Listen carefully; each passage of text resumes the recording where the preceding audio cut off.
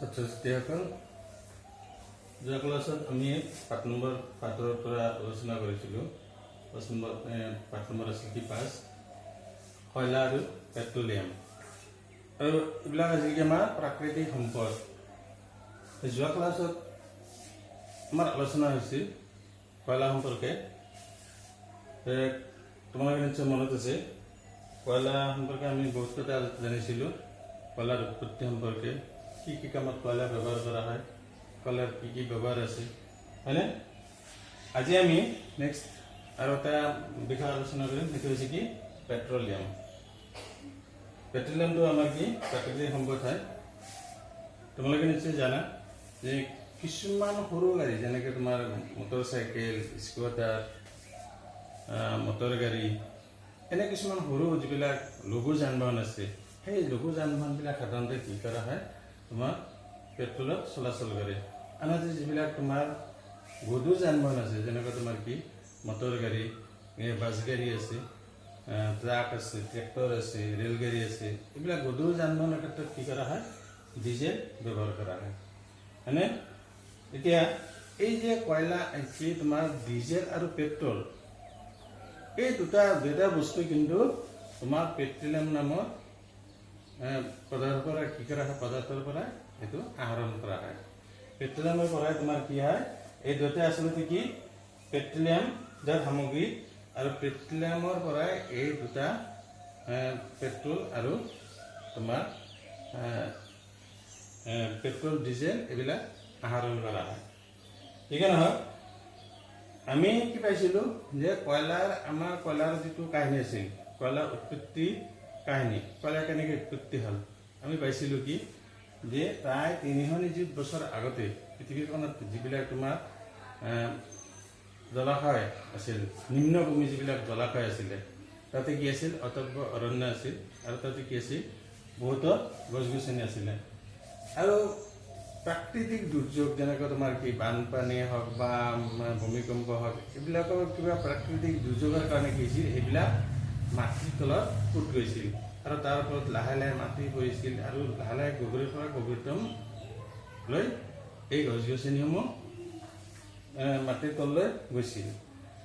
পাছত এইবিলাক কি হৈছিল, সেই ভূপৃষ্ঠৰ যিটো চাপ, উচ্চ চাপ আৰু ভূগৰ্ভৰ যিটো উচ্চ উষ্ণতা,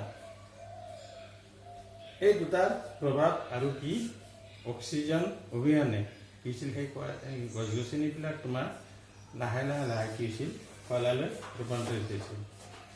ঠিক তেনেকৈ আমাৰ পেট্ৰলিয়ামৰ কাহিনীটো সেনেকৈ, পেট্ৰলিয়ামৰ কাহিনীটো বহুত পুৰণি, এইটো সঠিক এটা নিৰ্দিষ্ট সময় এইটো ক'ব নোৱাৰি।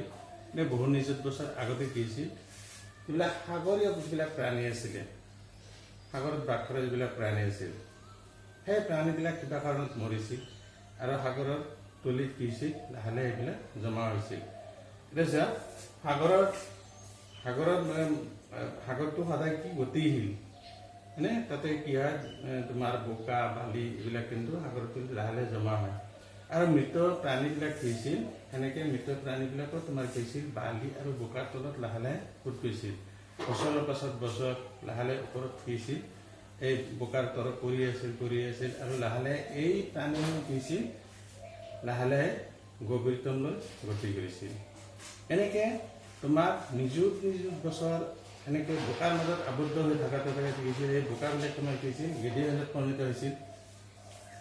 আৰু সেই গেদীয় শিলতে তোমাৰ কি হৈছিল, গেদীয় শিলৰ মাজতে তোমাৰ অক্সিজেনহীন এটা পৰিৱেশত উচ্চ চাপ আৰু উচ্চ উষ্ণতা, এই দুটাৰ প্ৰভাৱৰ ফলত কি হৈছিল, সেই মৃত প্ৰাণীৰ পৰাই লাহে লাহে তোমাৰ কি হৈছিল পেট্ৰলিয়াম আৰু প্ৰাকৃতিক গেছ উৎপন্ন হৈছিল। এইটো চোৱা চিত্ৰখনত দিয়া হৈছে, এইটো আমাৰ জলভাগ, এইটো বোকাৰ তৰফত কি হৈছিল তোমাৰ এই বোকাৰ এটা টান তৰফ, এইটো শিললৈ ৰূপান্তৰিত হয়। ইয়াৰ মাজত কি আছিল, মাজৰ তৰফত তোমাৰ কি হৈছিল, এই প্ৰাণীবিলাক এনেকুৱা এটা তৰফত আছিলে আৰু সেই তৰফত যাই কি হৈছিল তোমাৰ তেল উৎপন্ন হৈছিল। এতিয়া চোৱা 3টা লেয়াৰ আছে আমাৰ।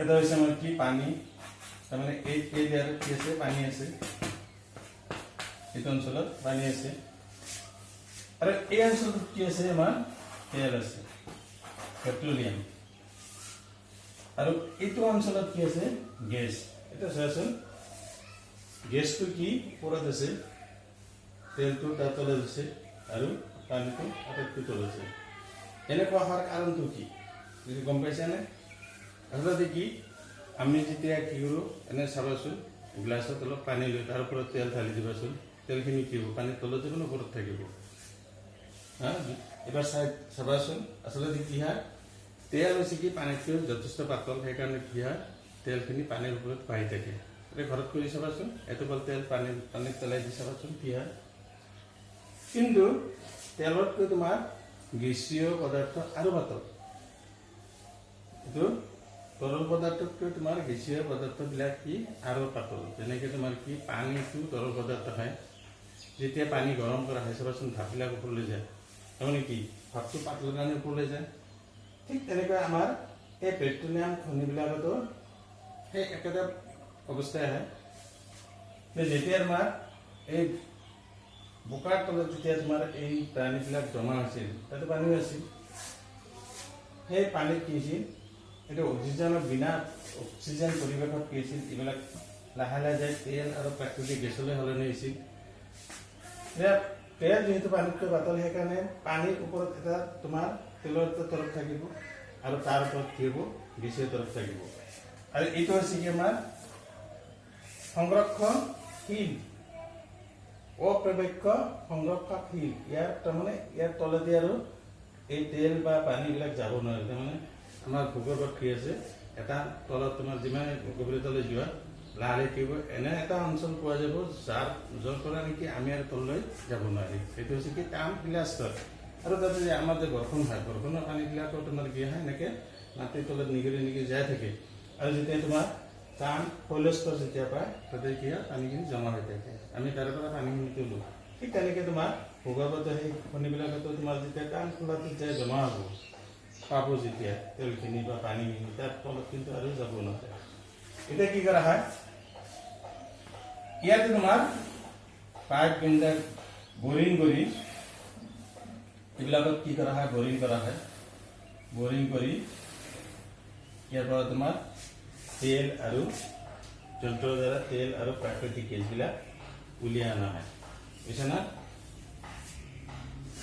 এই নিশ্চয় বুজি পাইছা আমি কেনেকৈ এই তোমাৰ তেলবিলাক আহৰণ কৰা হয় আৰু তেলৰ উৎপত্তি কেনেকৈ হয় পৃথিৱীত এটা কথা মনত ৰাখিবা পৃথিৱীত প্ৰথম যিটো তৈল ক্ষেত্ৰ এটা আৱিষ্কাৰ হৈছিল আমেৰিকাৰ পেনচিলভেনিয়াত তোমাৰ কি হৈছিল পেনচিলভেনিয়াত প্ৰথম তোমাৰ কি হৈছিল 1859 চনত তেলৰ খনিটো আৱিষ্কাৰ হৈছিল আৰু ইয়াৰ 8 বছৰ পাছত মানে কি 1867 চনত অসমৰ মাকুমত তোমাৰ তেলৰ খনি আৱিষ্কাৰ হৈছিল এতিয়া কি আমাৰ পৃথিৱীত মানে প্ৰথম তেল উৎপাদন দুটা দেশ আমাৰ ভাৰতৰ অসমত হৈছিল কি মাকুমত 1867 চনত আৰু আমেৰিকাত তোমাৰ পেনচিলভেনিয়াত হৈছিল 1859 চনত গতিকে এইটো হৈছিল কি আমাৰ প্ৰথম তৈলক্ষেত্ৰ মানে এটা চাওঁ আমাৰ পেট্ৰলিয়ামৰ শোধন এতিয়া পেট্ৰলিয়াম কেনেকুৱা বস্তু কি হিচাপত থাকে আমি যে তেল ব্যৱহাৰ কৰি আছোঁ এইটো আমি যে ডিপুত গৈছোঁ বা ক'ৰবাত দোকানৰ পৰা আমি তেল লৈছোঁ ডিজেল বা পেট্ৰল আমি কিনিছোঁ কিন্তু খনিৰ পৰা কিন্তু সেই হিচাপে কিন্তু আহৰণ কৰা নহয় ডাইৰেক্ট তোমাৰ সেই পেট্ৰল বা ডিজেল হিচাপে কিন্তু আহৰণ নহয় ইয়াক শোধন কৰিব লগা হয় আচলতে কি পেট্ৰলিয়ামৰ শোধনটো আৰু বেলেগ বস্তু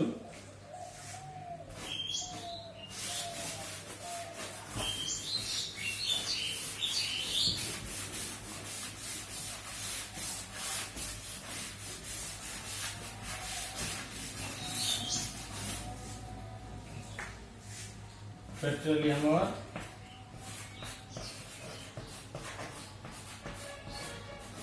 শোধন পেট্ৰলিয়ামৰ শোধনটো তোমাৰ কি হয় আচলতে কি পেট্ৰলিয়াম হৈছে কি এবিধ গাঢ় তৰল পদাৰ্থ আৰু ইয়াৰ এটা বেয়া গন্ধ আছে ইয়াত তোমাৰ আমাৰ সাধাৰণতে কি জলিত যিবিলাক বোকা আছে ঠিক তেনেকুৱাই কিন্তু ই কলাবৰণীয়া হয়, বোকাৰ নিচিনা নহয়, লেতেৰা দেখাত আৰু কি ইয়াৰ এটা বেয়া গন্ধ আছে। ই হৈছে কি বহুতকেইটা উপাদানৰ এটা মিশ্ৰণ, যেনেকৈ তোমাৰ কি পেট্ৰল, ডিজেল, মম, পিচ্ছিলক, সেনেকুৱা তোমাৰ কি বহুতকেইটা উপাদানৰ কি ই এটা মিশ্ৰণ। আৰু এইবিলাক কি কৰা হয়, এই কাৰখানাত তোমাৰ কি কৰা হয়, এই পেট্ৰলিয়ামক ইয়াৰ উপাদানবিলাক বা অংশবিলাকক কি কৰা ভাগ ভাগ কৰি মানে পৃথক কৰা হয়। আমাৰ পেট্ৰলিয়াম হৈছে কি, প্ৰথম হৈছে কি পেট্ৰলিয়ামটো হৈছে কি ই এটা তৰল পদাৰ্থ, লেতেৰা মানে তৰল পদাৰ্থ, আৰু ইয়াৰ এটা বেয়া গন্ধ আছে, আৰু ইয়াৰ লগত কি আছে বহুতো পদাৰ্থ মিহলি আছে, যেনেকৈ তোমাৰ কি পেট্ৰল, ডিজেল, তোমাৰ পেৰাফিন, মম, পিচ্ছিলক, এইবিলাক তোমাৰ পিছলকাৰক যিবিলাক তেল আছে, এনেকুৱা বহুতো উপাদান ইয়াৰ লগত লগ লাগি আছে। আৰু এইবিলাক কি কৰা হয়, কাৰখানাত ইয়াৰ উপাদানবিলাক ভাগ ভাগ কৰি উলিওৱা হয়। আৰু যে পেট্ৰলিয়ামৰ পৰা যে ইয়াৰ উপাদানবিলাক যে পৃথক কৰা পদ্ধতি, ইয়াকে কোৱা হৈছে কি পেট্ৰলিয়ামৰ শোধন। আৰু কি কৰা হয়, কাৰখানাত এইটো পেট্ৰলিয়ামৰ শোধনটো কৰা হয়।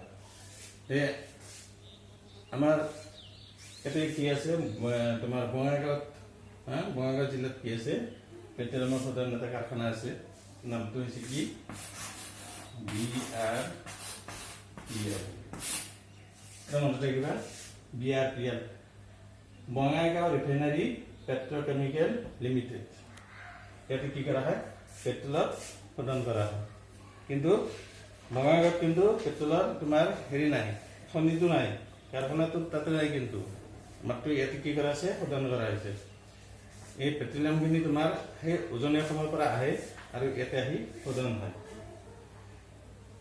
এতিয়া এই যে পেট্ৰলিয়ামৰ শোধন কৰা হয়, পেট্ৰলিয়াম শোধন কৰি ইয়াৰ পৰা কি হৈছে, আমি বেলেগ বেলেগ উপাদান পাইছোঁ, বা পেট্ৰলিয়াম খনিৰ পৰা আমি কি পাইছোঁ, প্ৰাকৃতিক গেছ পাইছোঁ, তাৰপিছত ইয়াক শোধন কৰি আমি পেট্ৰল পাইছোঁ, ডিজেল পাইছোঁ, কেৰাচিন পাইছোঁ, এস্পিৰিন পাইছোঁ, মম পাইছোঁ, হয়নে, বা নাইলন, পলিষ্টাৰ, এনেকুৱা বহুতো সামগ্ৰী কিন্তু এই পেট্ৰলিয়ামৰ পৰা আহৰণ কৰা হয়।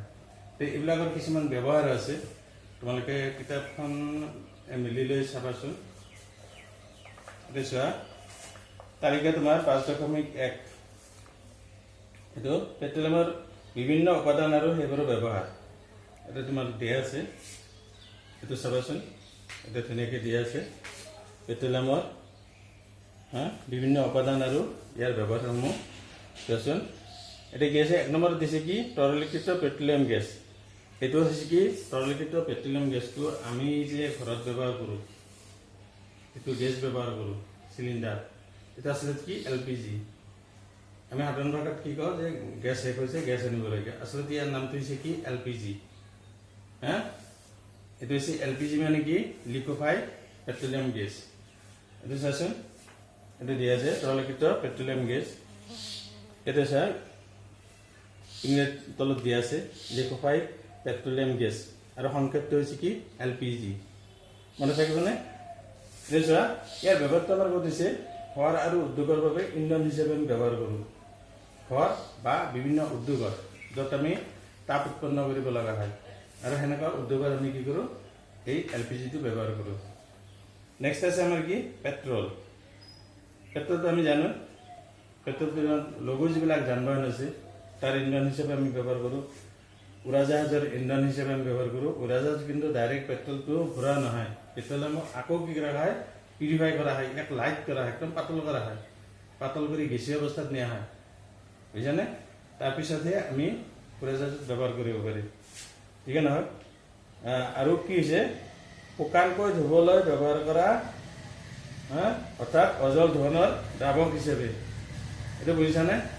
এইটো হৈছে কি আচলতে অজল ধন মানে কি জল, অজল মানে জল নোহোৱা, তাৰমানে অজল, জল নোহোৱা, জল মানে কি পানী, মানে পানী নোহোৱাকৈ যিটো ধোৱা হয় সেইটো হৈছে কি অজল ধন এইটো হৈছে কি ড্ৰাই ক্লিনাৰ্ছ বুলি কোৱা হয় মানে ধোৱাৰ দোকানত আছে এনেকুৱা এইটো পানী নোহোৱাকৈ যিটো কাপোৰ ধোৱা হয় তাতে তোমাৰ কি পেট্ৰল পানীৰ সলনি পেট্ৰলেৰে কাপোৰ কানি ধুৱে সেইটো হৈছে কি অজল ধন যে দ্ৰাৱক হিচাপে পেট্ৰল ব্যৱহাৰ কৰা হয় বুজিছানে তাৰমানে কিছুমান কাপোৰ আছে যিবিলাক দামী কাপোৰ আছে মানে তোমাৰ সাধাৰণ পানী ধুলে কি হয় ইয়াৰ কালাৰ তোমাৰ জ্বলি যাব পাৰে বা কাপোৰটো কোচ খাব পাৰে কিন্তু এই পেট্ৰলিয়াম ধুলে কি হয় ইয়াৰ কোনো ক্ষতি নহয় যিবিলাক দামী কাপোৰ আছে ধনী মানুহবিলাকে তোমাৰ কি কৰে এইটো অজল ধনটো কৰে নেক্সট আছে আমাৰ কি কেৰাচিন সেইটো আমি জানো কেৰাচিনৰ ব্যৱহাৰটো আমাৰ আছে আজিকালি যি ইয়াৰ ব্যৱহাৰটো আমি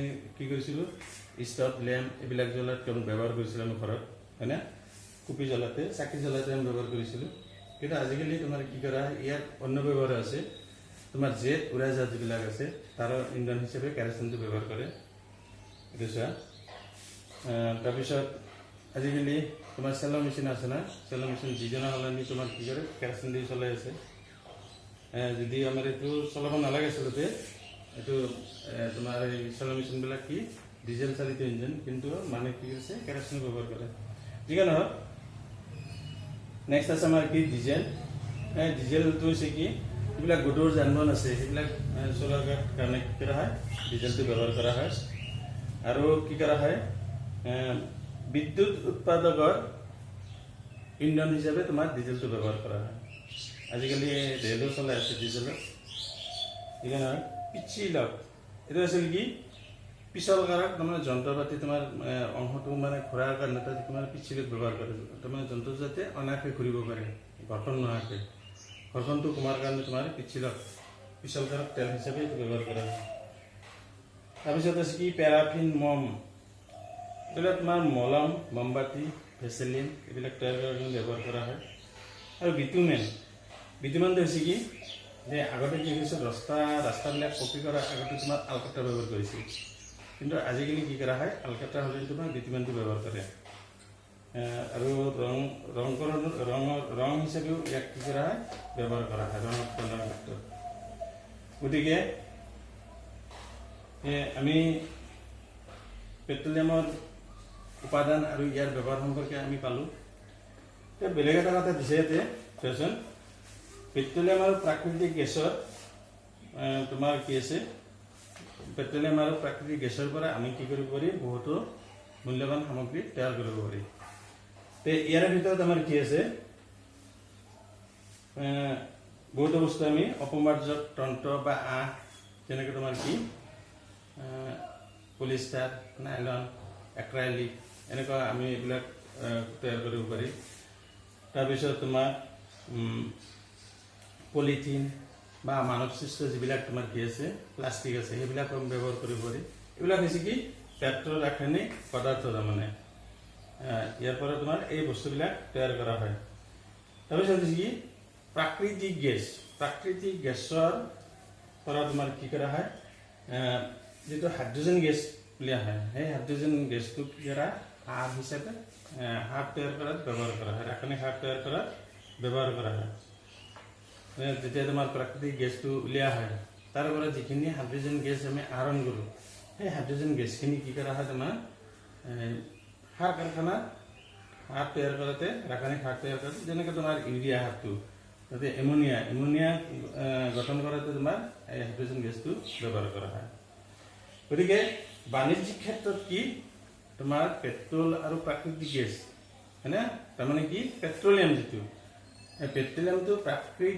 মানে বাণিজ্যিক দিশত ইয়াৰ যথেষ্ট গুৰুত্ব আছে আৰু ইয়াৰ পৰা আমি বহুতো আৰ্থিক সকাহ পাওঁ আৰু সেইকাৰণে বাণিজ্যিক গুৰুত্ব বেছি কাৰণে বা ইয়াৰ পৰা আমি বহুতো মূল্যৱান সামগ্ৰী তৈয়াৰ কৰিব পাৰি কাৰণে ইয়াক কি কৰা হয় পেট্ৰলিয়ামক তোমাৰ চমুকে পনীয়া সোণ বুলি কোৱা হয় মনত থাকিবনে পনীয়া সোণ বা কলা সোণ এইটো যেতিয়া তোমাৰ পেট্ৰলিয়ামটো মানে দেখাত কলা হয় সেইকাৰণে ইয়াক কি কোৱা হয় পনীয়া সোণ বা কলা সোণ বুলি কোৱা হয় নেক্সট আছে আমাৰ কি প্ৰাকৃতিক গেছ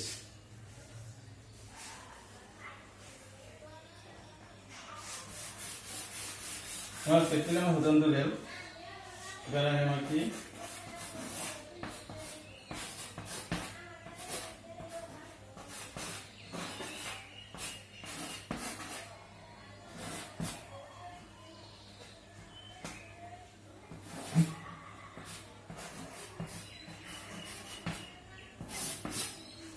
প্ৰাকৃতিক gas.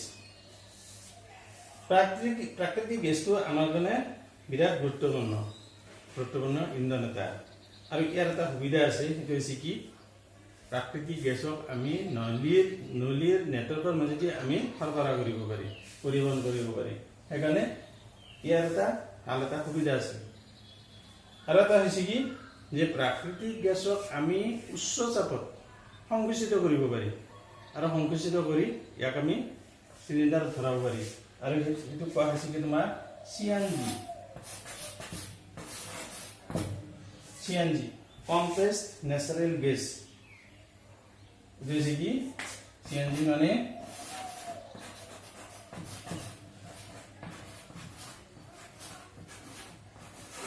compressed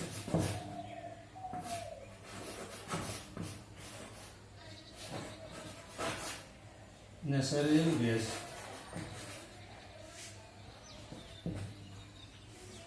compressed natural gas, সংকুচিত প্ৰাকৃতিক গেছ। এই সংকুচিত প্ৰাকৃতিক গেছ ইয়াক কি কৰা হয়, বিভিন্ন ইন্ধন হিচাপে ব্যৱহাৰ কৰা হয়, আৰু তাপবিদ্যুৎ কেন্দ্ৰটো কি কৰা হয়, ইয়াক ব্যৱহাৰ কৰা হয়।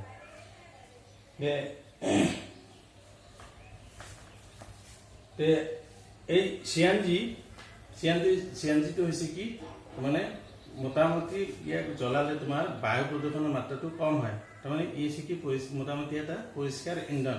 সেইকাৰণে কি কৰা হয়, ইয়াক যান বাহনৰ ইন্ধন হিচাপে ব্যৱহাৰ কৰা হয় CNGটো। মনত থাকিবনে? CNGটো হৈছে কি কম্প্ৰেছড নেচাৰেল গেছ। আৰু ইয়াক আমি ইন্ধন হিচাপে ব্যৱহাৰ কৰোঁ। CNGটো আমি কি কৰিব পাৰি, নলীৰ নেটৱৰ্কৰ দ্বাৰা আমি মানুহৰ ঘৰে নিব পাৰি। ইয়াত সুবিধা আছে। আৰু ইয়াক বায়ুত জ্বলালে কি হয়, বায়ু প্ৰদূষণৰ যিটো মাত্ৰা বাকী অন্য ইন্ধনতকৈ CNG হৈছে কি মোটামুটিভাৱে পৰিষ্কাৰ ইন্ধন। আৰু সেইকাৰণে ইয়াক কি কৰা হয়, যান বাহনতো তোমাৰ ইন্ধন হিচাপে ব্যৱহাৰ কৰা হয়।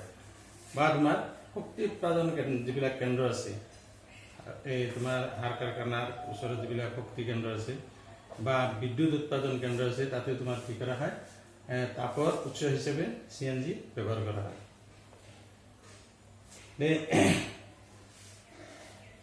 CNGৰ এটা সুবিধা হৈছে কি, ইয়াৰ যিবিলাক উদ্যোগ আছে, কাৰখানা আছে, কাৰখানাত আমি পাইপৰ যোগেদি আমি কানেকশ্যন দিব পাৰি, বা মানুহৰ ঘৰতো ইয়াক কানেকশ্যন দিব পাৰি। আৰু এনেকুৱা নেটৱৰ্ক আমাৰ কি আছে, গুজৰাটত আছে, বডোদৰাত তোমাৰ এটা নেটৱৰ্ক আছে, আৰু দিল্লীৰো কিছুমান জেগাত তোমাৰ কি আছে, এই CNG নেটৱৰ্কটো আছে। মানুহৰ ঘৰে ঘৰে কানেকশ্যন দিয়া আছে, বা বিভিন্ন উদ্যোগত তোমাৰ এইটো পাইপৰ মাজেদি নেটৱৰ্ক বনাই তাতে কি কৰা হৈছে, কানেকশ্যন দিয়া হৈছে। আমাৰ অসমতো কি আছে, দুলীয়াজান, শিৱসাগৰ আৰু ডিব্ৰুগড়, ইয়াতে কি কৰা আছে, তোমাৰ এই CNG নেটৱৰ্কটো আছে। আমাৰ ইফালে নাই, হয়তো কোনোবা দিনা আমাৰ ইয়াতে হ'বও পাৰে, তেতিয়া আমাৰো সুবিধা হ'ব, আৰু গেছ চিলিণ্ডাৰ লৈ দৌৰা দৌৰি কৰিব নালাগিব, হয়নে? কেতবোৰ ৰাসায়নিক দ্ৰব্য আৰু সাৰ প্ৰস্তুত কৰা কেন্দ্ৰত কি কৰা হয়, কেঁচা সামগ্ৰী হিচাপে তোমাৰ প্ৰাকৃতিক গেছটো ব্যৱহাৰ কৰা হয়। বুজিছানে? আমাৰ যিটো তোমাৰ অসমৰ যিটো নামৰূপ সাৰ কেন্দ্ৰ আছে, নামৰূপৰ যিটো ৰাসায়নিক সাৰ কাৰখানা যিটো আছে, তাতে কি কৰা হয়, এই প্ৰাকৃতিক গেছ ব্যৱহাৰ কৰা হয়। আৰু ইয়াৰ ওচৰে পাজৰে তোমাৰ যিবিলাক তোমাৰ শক্তি প্ৰকল্প আছে, তাতেও কি কৰা হয়, এই নেচাৰেল গেছটো ইন্ধন হিচাপে ব্যৱহাৰ কৰা হয়। আৰু বিদ্যুৎ উৎপাদন কেন্দ্ৰটো কি কৰা হৈছে, এই নেচাৰেল গেছটো কেঁচা সামগ্ৰী হিচাপে ব্যৱহাৰ কৰা হয়। এতিয়া এটা প্ৰজ্ঞানে এটা প্ৰশ্ন কৰিছে, পৰীক্ষাগাৰত মৃত জীৱসমূহৰ পৰা কয়লা, পেট্ৰলিয়াম আৰু প্ৰাকৃতিক গেছ প্ৰস্তুত কৰিব পাৰিনে? এইটো প্ৰশ্ন কৰিছে। তোমালোকৰ ধাৰণাটো কি? প্ৰজ্ঞানে যিটো প্ৰশ্ন কৰিলে যে আমি কাৰখানাত আমি এই তোমাৰ পেট্ৰল বা প্ৰাকৃতিক গেছ বা কয়লা সেইবিলাক আমি লেবৰেটৰী পৰীক্ষাগাৰত আমি তৈয়াৰ কৰিব পাৰিম নেকি? এনেকৈ আমি বহুত বস্তু কিন্তু পৰীক্ষাগাৰত তৈয়াৰ কৰিব পাৰিছোঁ। বহুতো মেডিচিন আমি বনাইছোঁ, হয়নে? এণ্টিবায়'টিক বনোৱা হৈছে, বহুত কিবা কিবি আজিকালি কি কৰে, লেবত বনোৱা হয়। তেনেকৈ আমি এই সম্পদবিলাকো তৈয়াৰ কৰিব পাৰিম নেকি লেবত? প্ৰহলিকাই কিন্তু কথাটো কৈছে কি নোৱাৰি বুলি কৈছে। কি কাৰণে নোৱাৰি এইটো গম পাইছা না? আমি আগতে আলোচনা কৰিছোঁ নহয়, যে পেট্রোল ডিজেল তৈয়ার হওয়াতে তোমার কি গঠন হওয়াতে 1 বছর 2 বছর বা 100 বছর 1000 বছর এনেকুৱা নহয়, লাখ বছৰতো নহয়, বহু নিযুত বছৰ লাগে, বুঝছে না? লাখতকৈও বহু নিযুত বছৰ সময় লাগে তোমাৰ কি এই পেট্ৰোলিয়াম কয়লা প্ৰাকৃতিক গ্যাস তৈয়াৰ হওয়াতে। গতিকে আমি লেবত এনেকে আমি বহু নিযুত বছৰ আমি এটা পৰীক্ষা চলাই নিব নোৱাৰিম, সেইকাৰণে লেবত আমি এইটো তৈয়াৰ কৰিব নোৱাৰিম। নেক্সট আছে আমাৰ কি কিছুমান প্ৰাকৃতিক সম্পদ সীমিত।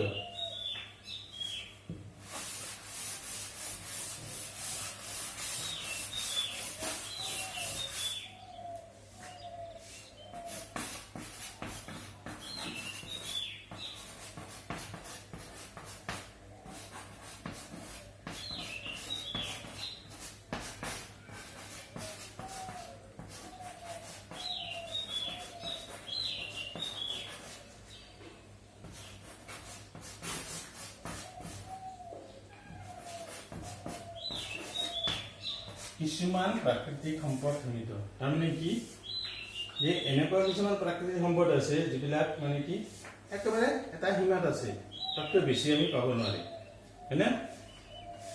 গতিকে আমি ইয়াৰ আগতে পাইছোঁ যে কিছুমান মানে নিশেষীয় সম্পদ যে এবাৰ ব্যৱহাৰ কৰাৰ পাছত আমি সেইবিলাক আৰু ঘূৰাই পাব নোৱাৰি, শেষ হৈ যায় আমাৰ পৰা। যেনেকুৱা তোমাৰ গাড়ীত তুমি পেট্ৰল ভৰাইছা, বাইক চলাইছে, পেট্ৰলখিনি শেষ হ'ল, শেষ হোৱাৰ পাছত কিন্তু পেট্ৰলখিনি আকৌ আমি ঘূৰাই আনিব নোৱাৰিম। এনেকুৱা বহুতো সম্পদ আছে, প্ৰাকৃতিক সম্পদ আছে যিবিলাক নেকি আমি আমাৰ পৰা মানে শেষ হৈ যাই আছে, আৰু এইবিলাক যে গঠন হোৱাতে বহু নিযুত বছৰ লাগে। গতিকে পৃথিৱীত যে আমাৰ এই প্ৰাকৃতিক সম্পদৰ যিখিনি ভাণ্ডাৰ আছে আমি ব্যৱহাৰ কৰিছোঁ, দৈনিক আমি যে ব্যৱহাৰ কৰিছোঁ, পৃথিৱীৰ প্ৰত্যেকতে মানুহে যে বিভিন্ন উৎসৰ পৰা এই প্ৰাকৃতিক সম্পদসমূহ ব্যৱহাৰ কৰি আছে, আৰু এই সম্পদসমূহ কি হৈছে লাহে লাহে আমাৰ পৰা নোহোৱা হৈ আছে। গতিকে এনেকৈ যদি আমি অযথা মানে আমাৰ প্ৰয়োজন বাহিৰেও যদি আমি বেছিকৈ ব্যৱহাৰ কৰোঁ, তেনেহ'লে কি হ'ব, এই সম্পদসমূহ আমাৰ এটা সময়ত কি হ'ব, আমাৰ নেক্সট যিবিলাক উত্তৰ প্ৰজন্ম আহিব তেওঁলোকে কিন্তু এই সম্পদসমূহ ভোগ কৰাৰ পৰা বিৰত হ'ব, মানে বঞ্চিত হ'ব, সিহঁতে নাপাব তাৰমানে। গতিকে যিমান পাৰি আমি কি কৰিব লাগে, এই সম্পদসমূহ সীমিত ব্যৱহাৰটো কৰিব লাগে, ব্যৱহাৰটো একেবাৰে সীমিত, যিখিনি প্ৰয়োজন আমি সেইখিনিৰ মাজতে ব্যৱহাৰ কৰিব লাগে, আমি অপচয়টো কৰিব নালাগে। এতিয়া তোমাৰ কি কৰা হৈছে, ভাৰতৰ পেট্ৰলিয়াম সংৰক্ষণ আৰু গৱেষণা সংস্থাই কি কৰিছে, পেট্ৰল আমি কেনেকৈ, পেট্ৰল ডিজেল এইবিলাক আমি কেনেকৈ সংৰক্ষণ কৰিব পাৰোঁ তাৰ কিছু তোমালোকৰ নিয়ম অলপ দিছে। চোৱাচোন, এটা কৈছে কি যে আমি যান বাহন চলাওঁতে আমি এইটো সতৰ্ক থাকিব লাগিব যে যিমান দূৰ সম্ভৱ ইয়াক অপৰিৱৰ্তিত আৰু কি কৈছে মধ্যমীয়া গতিত গাড়ী চলাব দিছে। অপৰিৱৰ্তিত তাৰমানে আমি যেতিয়া যাম আৰু মধ্যমীয়া গতি, তাৰমানে এটা ছেম স্পীডত আমি যোৱাৰ কাৰণে চেষ্টা কৰিম, আৰু আমাৰ স্পীডটো হ'ব লাগিব কি তাৰমানে একেবাৰে হাই নহয়, ল' নহয়, আমি মিডিয়াম এটা স্পীডত আমি গাড়ী চলাব লাগিব। এতিয়া বাইকে হওক বা মটৰ গাড়ী হওক, তাৰমানে বেছি স্পীডত গ'লে তোমাৰ কি হয়, তেল খৰচটো বেছি হয়, আৰু একেবাৰে লাহে লাহে যদি যোৱা হয় তাতে কি হয়, তেল খৰচটো বেছি হয়। গতিকে এই ইন্ধনৰ সংৰক্ষণ কৰাৰ কাৰণে আমি কি কৰিব লাগিব, গাড়ীটো আমি এটা মধ্যমীয়া গতিত চলাব লাগিব। 2 নম্বৰটো দিছে কি, ট্ৰেফিক লাইট যেতিয়া জ্বলে টাউনত চাবচোন, এতিয়া গাড়ী গৈ আছে, ট্ৰেফিক পইণ্টত লাইটটো জ্বলাই দিয়ে, ট্ৰেফিক লাইটটো যেতিয়া জ্বলে তেতিয়া কি সেইটো সেই ফালৰ গাড়ীসমূহ কি হয়, বন্ধ হৈ যায়। এতিয়া দেখা যায় কি মানুহে কিন্তু তোমাৰ হয়তো 10 মিনিট 15 মিনিট 20 মিনিট এনেকৈ যেতিয়া ডাঙৰকৈ জাম লাগি যায়, ট্ৰেফিক জাম যেতিয়া লাগি যায়, তেতিয়া কেতিয়াবা এনেকুৱা হয় আধা ঘণ্টা বা 45 মিনিট এনেকুৱা দেৰি হৈ যায়। কিন্তু কোনো এজন মানুহে কিন্তু নকৰে কি, ড্ৰাইভাৰবিলাকে চাবাচোন, পাইলটবিলাকে কিন্তু গাড়ীৰ ইঞ্জিনটো বন্ধ নকৰে, এনেই ব্ৰেক মাৰি থৈ দিছে, আৰু পাৰিলে লাহে লাহে 1 ইঞ্চি 2 ইঞ্চি এনেকৈ আগুৱাৰ কাৰণে চেষ্টা কৰে। কিন্তু এতিয়া চোৱা যেতিয়ালৈকে তোমাৰ লাইনটো ক্লিয়াৰ নহ'ব তেতিয়ালৈকেতো যাব নিদিয়ে যদি আমি এইখিনি সময় 10 মিনিট যদি আমাৰ যদি 100টা গাড়ী যদি আমাৰ ৰৈ আছে 100টা গাড়ী 10 মিনিট যদি আমি ইঞ্জিন বন্ধ কৰি দিওঁ তেনে 10 মিনিটত আমাৰ কিমানখিনি ইন্ধন ৰাহি হ'ব হয়নে সেইকাৰণে কৈছে কি যে ট্ৰেফিক লাইটত যেতিয়া তোমাৰ ছিগনেলটো দেখা পোৱা যে ৰ'ব দিছে আমি কি কৰিব লাগে গাড়ী ইঞ্জিনটো বন্ধ কৰি ৰখাই থ'ব লাগে আৰু যেতিয়া খোলা দিয়ে তেতিয়া আমি গাড়ীটো ষ্টাৰ্ট কৰি আমি গুচি যাওঁ এইটো কাম কৰিলে আমাৰ কি হ'ব যথেষ্ট ইন্ধন ৰাহি হ'ব তাৰপিছত আৰু এটা আছে কি চকাৰ যিটো বায়ু চকাৰ ভিতৰত যিটো আমি বায়ু ভৰাওঁ এইটো নিয়মিত আমি পৰীক্ষা কৰিব লাগে যেতিয়া বায়ু কম থাকিলে কি হ'ব ই বেছি জায়গা মানে বহি যাব আৰু তেতিয়া তোমাৰ কি হ'ব বেছিকে আমাৰ মানে যন্ত্ৰটোৱে বেছিকে বল প্ৰয়োগ কৰিব লাগিব আৰু বেছি বল প্ৰয়োগ কৰিলে তোমাৰ কি হ'ব